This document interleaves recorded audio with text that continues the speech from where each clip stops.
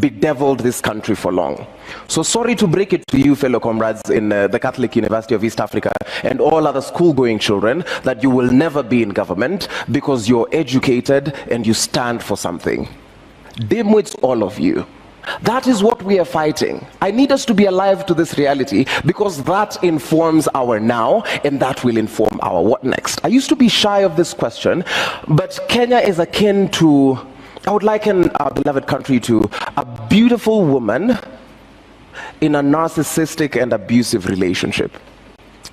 And asking that woman what next is after she bears her heart out to you and you tell her, wa, sauta do.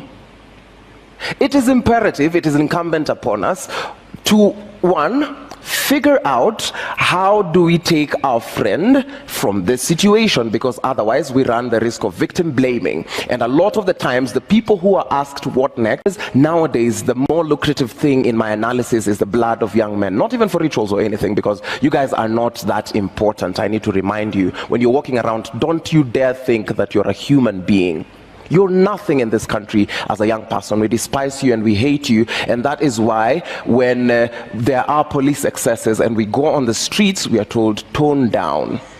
Between you and a headless chicken, I see no difference. This is how we push back. It is in the remembrance of the cruelty that this regime has meted upon us.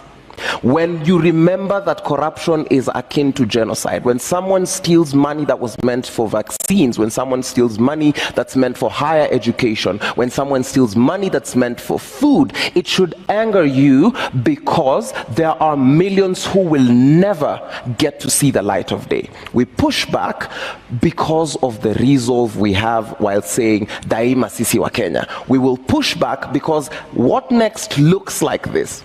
We will deal circumfoniously with this government. We will root it out. We will ensure that all these corrupt officials face the law. We will ensure that rogue policemen, and it has gotten to a point where we have to be very radical in our communication, in the sense that abnormal behavior during abnormal times is normal behavior.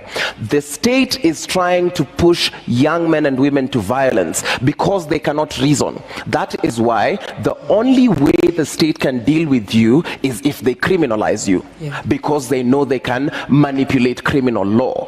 We push back by remembering the comrades that we have lost. We will push back because we are Kenyans, and as my sister and comrade Masita Rus would say, Kenya ni home. Thank you for that. Powerful statements there. I know we're really short of time and there's still a song to be sang before we go, but I mean, such amazing sentiments from you both. Maybe as you wind up, Elizabeth, and I'll probably come to you as well, Irene, there is this sense of we need that conviction and resolve. How do we also move forward with heavy education? I think it was Irene who said, we know, like, you know your rights, you know the law. So how do we then now move forward by emphasizing a lot on people being